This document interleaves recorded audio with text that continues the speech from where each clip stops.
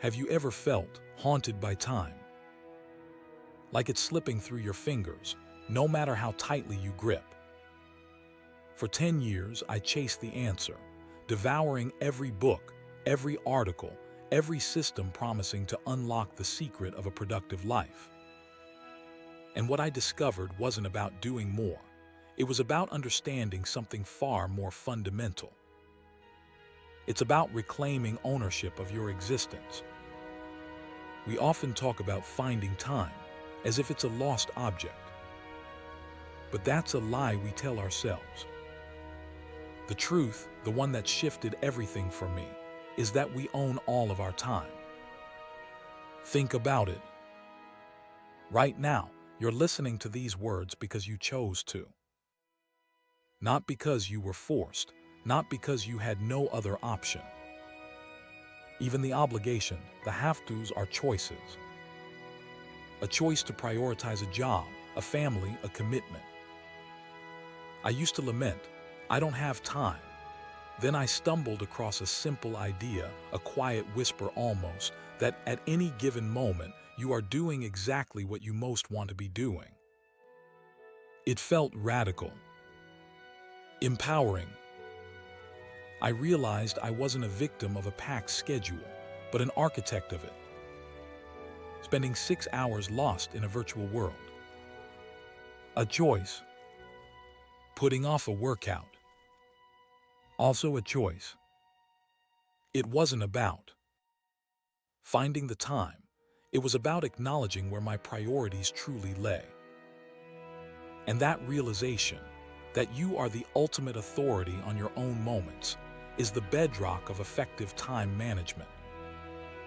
But owning your time is only the first step. What do you do with it? That leads me to a principle I call hell yeah or no. It comes from Derek Sivers, and it's beautifully brutal in its simplicity. We all start out saying yes to everything, especially when opportunities feel scarce. But as life fills up, as options multiply, saying yes to everything becomes a path to overwhelm and resentment. The hell yeah or no rule is your filter. If something doesn't ignite a genuine enthusiasm, a resounding hell yeah, it's a no. Think of it as protecting your energy, your focus, your very life force. I've started actively applying this, even when it's uncomfortable. An email arrives, an invitation appears, and my first instinct is now, is this a hell yeah? If the answer is lukewarm, a hesitant maybe, it's a polite but firm no. Because a calendar filled with maybes isn't a productive calendar, it's a breeding ground for regret. It's about recognizing that every yes is a no to something else. Now knowing what to prioritize is crucial. And that's where the daily highlight comes in. This comes from Jake Knapp's book, Make Time. It's almost deceptively simple. Every single day, you choose one thing. Just one. This is your highlight, the core thing you need to accomplish. Everything else is secondary. On days I set a daily highlight, I consistently get it done. I feel focused, energized, and profoundly satisfied. But on days I don't, it's a swirling vortex of to-do lists and half-finished tasks. An image comes to mind of drowning in possibilities, paralyzed by the sheer volume. The daily highlight isn't about squeezing more into your day. It's about clarifying what truly matters and giving it your undivided attention. It's a lighthouse in the fog, guiding you towards meaningful progress. Imagine consistently achieving one important thing every single day for a year. The cumulative effect would be breathtaking. But how do you actually do the things you've decided are important? That's where a to-do list comes in. I use a physical one, a simple system with note cards and a wooden holder. It's a small thing, but the act of physically writing down tasks, then crossing them off with a pen, there's a visceral satisfaction to it. It's a tangible representation of progress. But the system itself isn't important.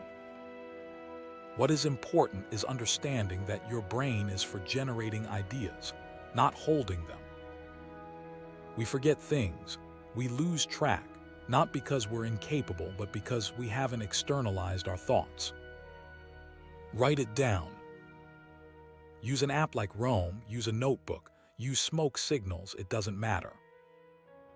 Just get it out of your head and onto something you can refer back to. And experience the simple joy of a task crossed off. It's a small win, but those small wins add up. Next, let's talk about time blocking. You've probably heard that Elon Musk uses this technique. It's simple. Allocate specific blocks of time in your calendar for specific tasks. Now I'm a bit of a rebel, a bit of a flow person. I don't like being overly rigid, but I always block out time for my daily highlight. If it's filming a video, it goes in the calendar. If it's calling my grandmother, it goes in the calendar. If it's working on my website, it gets a dedicated time slot.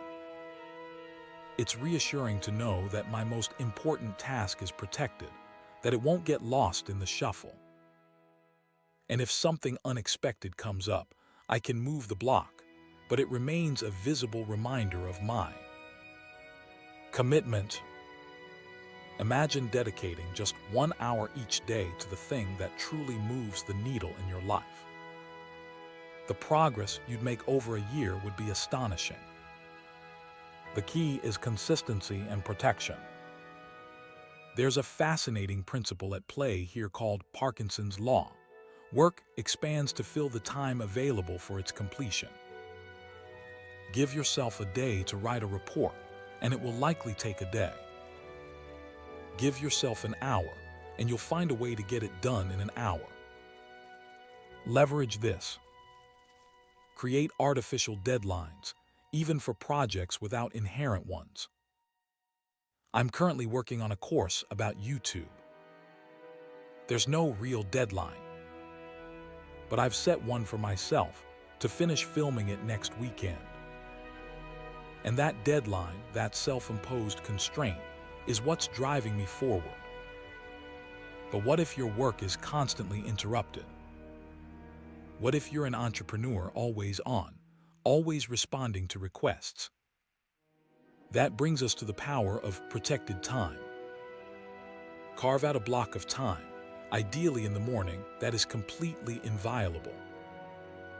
No meetings, no calls, no distractions. This is your time to think, to create, to work on the things that truly matter. For me, it's a 4-hour window each morning dedicated to writing. Sometimes I use it to write my book, sometimes to plan new videos, sometimes just to think. And sometimes, if I'm not feeling it, I'll simply spend it reading or playing a game. The point is, it's my time. It's a sanctuary, a space for focused work or deliberate rest, shielded from the demands of the outside world. This isn't selfish. It's essential. Now let's be realistic. Sometimes, even with all these systems, you're still overloaded. That's where delegation comes in. Many people think delegation is only for those who can afford to hire help. But that's not true. It's about understanding the value of your own time. What is your hour worth? $20, $50, $100. Anything you can delegate for less, then that is worth considering. I started small, hiring a cleaner. It was a game changer. It freed up hours each week that I could devote to more important things. And as my business grew, I started outsourcing tasks like data entry, to freelancers online. Paying someone $7 an hour to handle those tasks was a small price to pay for the freedom to focus on higher value work. Consider what tasks are draining your energy and your time, and explore whether they can be delegated, even in a small way. Then there's automation. How much time do you waste scheduling meetings?